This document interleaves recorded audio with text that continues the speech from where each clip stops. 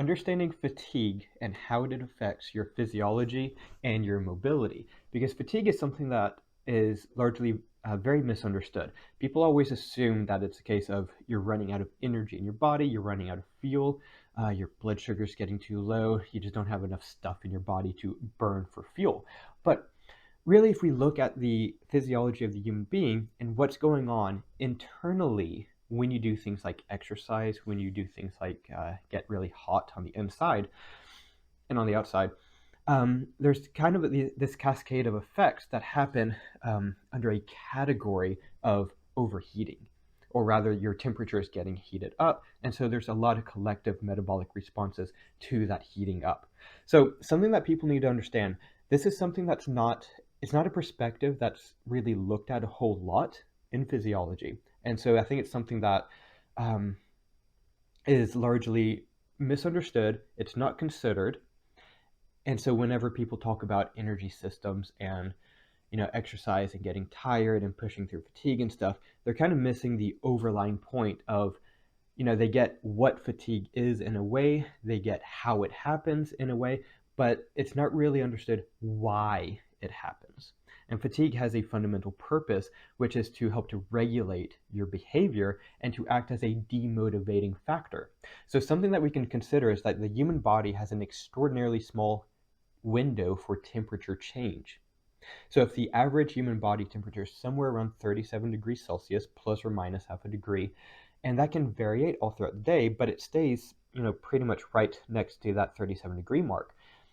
If you go below about 35 degrees Celsius for internal body temperature, your internal organs will start to shut down. Things are too cold. Your nervous system can no longer process electricity as well. You start to get so much blood flow out of your limbs that you can get frostbite.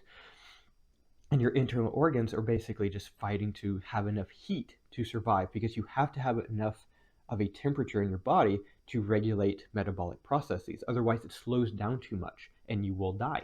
On the flip side, if your temperature goes above about 38 degrees Celsius and maintains there, that's what we call a fever. If your temperature goes above about 40 degrees Celsius, that becomes lethal if you stay there for too long. Now, what happens to your body temperature when you exercise really vigorously? It can go upwards of about 38, 39 degrees Celsius. So, how is that any different than getting a fever? It's not, technically. Fever usually comes about from being ill, from being sick, and so you'll typically want to, really wind down, probably not be very active. And what happens when you're exercising is the same thing. When you start to experience fatigue, that is your body trying to tell you, hey, things are getting really hot. If we were to sustain this temperature, we're going to overheat and our insides will quite literally start to melt. Our cell membranes will begin to rupture and wither away. Our body cannot sustain this sort of body heat. It's too hot for metabolic processes. We need to come back down to that 37 or so where things are more optimal. So let's say that when you start exercising and you do something really, really difficult to begin with, you're just going down for like maximum reps of burpees, you're going to start to get really tired really quickly. And this will, of course, change per person. Some people will hit 10 reps and they will be absolutely dead. Other people will take up like 100 reps and then they'll feel dead. But regardless, when you hit that point of maximum fatigue, this doesn't really have much to do with running out of fuel in your body. You still have plenty of blood sugar or fatty acids or ketones in there. However, you are metabolically geared at that time.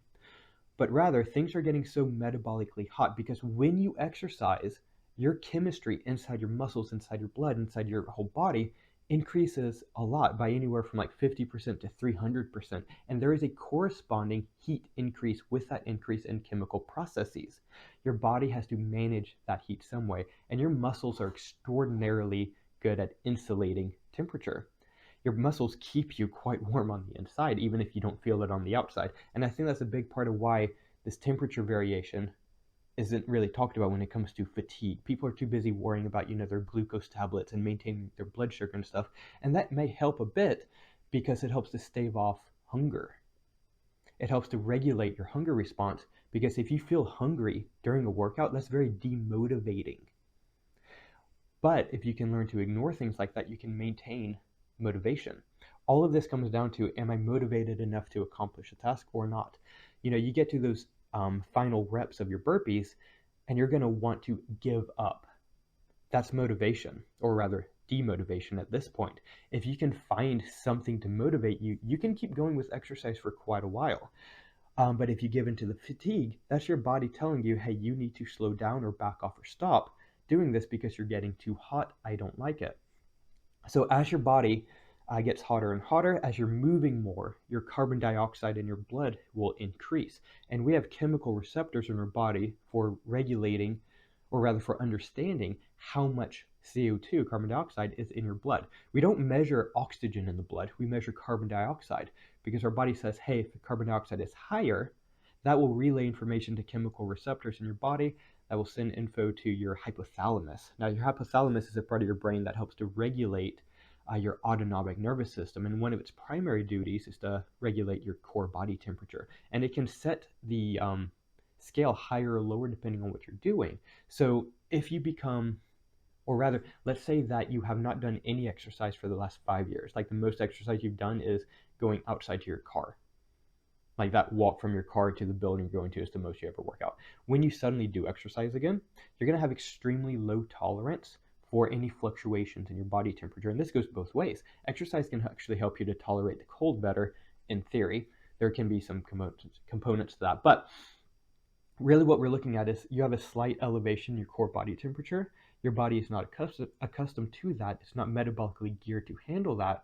And so it becomes very demotivating very quickly. You run out of breath very quickly. That, massive increase in ventilation, it's too much for your body. It doesn't like it at that point. But you can train your body to say, hey, I'm only going up by like a few decimal points. It's not life-threatening. I can deal with this. And you can actually motivate yourself to go past fatigue, but it's a choice that you make. It's a motivation. It's, can I accept that I'm going to suffer and it's going to suck and I can motivate myself past that, or do I give in to it? And there can be, this is very situational. It's always context dependent. Do I need to push through to a certain point? Because typically in exercise, we don't want to go into the pain cave. We don't want to go into that red zone of my body is performing as hard as it possibly can. I don't want to sustain that high level of cortisol response to that. But that's, of course, context dependent. But when we're looking at this fatigue, as you increase that fatigue, as you increase your CO2 levels in your blood, your hypothalamus will be regulating your body temperature and saying maybe, hey, it's okay to go up a little bit, but it's still not okay to keep your body temperature there. But if you could, in theory, basically tell your body, hey, it's not a big deal if my body temperature goes up. I can stay there and nothing bad's going to happen.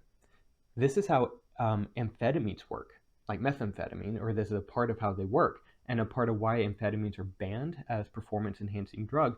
They basically work to turn off your hypothalamus, and so your body can't register variations in your body temperature.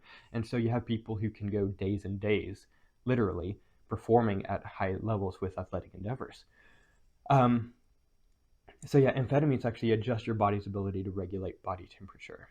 Because at normal, or like with a normal human being, we're saying if you go above about 1 degree Celsius, which isn't very much, your body will start to suffer. Now, just because you don't feel on amphetamines, you don't feel that there's an issue there, doesn't mean that there's not a problem. Just because you don't feel a problem doesn't mean that there's not a problem. So your body can suddenly, because of the drugs, say, hey, there's no disruption in my body temperature, it's okay to keep performing. Because now I don't have that demotivation factor, that fatigue coming in. So we can look at fatigue as being about motivation, not really about fuel, so to speak. Fuel, or consuming food like in and around exercise, that has more to do with regulating your hunger response, which is also something you can train yourself out of. You don't have to feel full all the time. In fact, you probably don't want to feel full all the time, especially when it comes to exercise. Even if it's a case of like waiting 2 or 3 hours after eating to exercise, you're still going to have food in your belly. Digestion is meant to be a parasympathetic response, which is also demotivating against exercise. Because if your body is actively digesting, it doesn't want to be working out. It wants to be focused on digesting. It wants to be focused on processing that food through. It's not wanting to process, fighting off a tiger or fighting off a workout, because the chemistry is the same. So Yeah, so just looking at fatigue, if we analyze it as being, hey, my body temperature is going up higher and higher, then we can say, hey, if I can regulate my body temperature better, then I can better regulate my fatigue. And I can have, I don't have to rely on willpower so much to get through these workouts. I can instead of rely on, hey, I just simply feel better going through these exercises. So what can we do to actually manage fatigue better in a way that's actually realistic and actually functions? There's two big things. One is to regulate your breathing. So if I actually go, when we're really tired, you're going to have a tendency to mouth breathe. Ideally, we want to nasal breathe as much as we possibly can. When I say nasal breathe, I mean in and out through your nose. Keep your mouth shut for as long as you can. I follow the rule of I will not open my mouth in exercise until I get to the point of feeling like I'm going to start suffocating. And that's when I start exhaling through my mouth, but it's still an inhale through my nose. And maintaining slow and controlled breaths, not all the time, helps you to regulate your body temperature as well, and also to regulate your carbon dioxide levels. Because if you can get accustomed to higher carbon dioxide levels, which is what happens when you exercise while breathing only through your nose, then that helps to enhance your ability to say, hey, my CO2 levels are really high, but it's not life-threatening. I'm not going to hurt anything. That fatigue response doesn't have to be so incredible. That can back off. And so your body has a tendency to not feel so fatigued when you get accustomed to those higher CO2 levels, which is really cool. Another thing that we can look at doing is actually using cool water. Not cold water, not warm water, but cool water. Actual temperature for this is going to be kind of dependent on the person, but it shouldn't be like ice. It shouldn't be frozen. It should not feel, holy crap, that's really cold. But if we put cool water on our palms and wrists, then that's something that can help drastically improve our response to fatigue. So if you're doing a workout where we can, let's say you're doing 2 or 3 minutes of effort and then you have a minute or two of rest or even longer, something you can do during that rest time, breathe, big full breaths, and also put cool water on your palms, on your wrists. That can usually be done, like have a Tupperware full of lukewarm water and put your palms in there. Why would we do this? Think about someone who has heat stroke.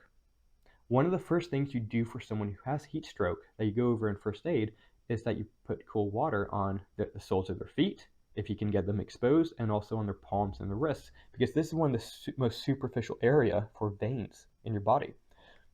So if I put cool water there, that's going to help to suck out heat and basically act like sweat, like cooler sweat, and help to draw heat out of the body, and helps to cool down people really quickly who have heat stroke.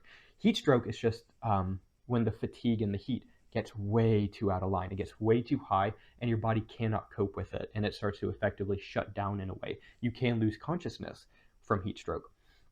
And that's basically when you're getting close to or above that 40 degrees Celsius mark, and your body is, your internal conditions are becoming lethal. So if we, during exercise, do the same thing and putting cold water on our palms and our wrists, that can help to not drastically, but provide a smidge of difference in your core body temperature, release some of that heat that's going through in your blood, help to provide you basically with extra sweat to take that heat out with. And so that helps you to manage fatigue via regulating your body's temperature. And so we're looking at fatigue as being this concept of your body's trying to demotivate you. So what can I do to help manage the temperature? Not the energy, not the fuel inside my body. My body has more than enough fuel to do basically whatever I want to do in terms of exercise. It's making that decision to go further with it, making that choice to continue suffering, or if you're not resisting, then it's technically not suffering, but to make that choice to continue with what you're doing, and understanding that, hey, I suddenly feel so demotivated, and that's the fatigue. The fatigue isn't I'm getting really low on energy. The fatigue is my body telling me to stop. Do you give in to that or do you not? And that needs to be context dependent, but some things that will help with that: regulate your breathing and use cool water on your palms, your wrists, and if you can during a workout, put your feet in cool water. That will help drastically as well.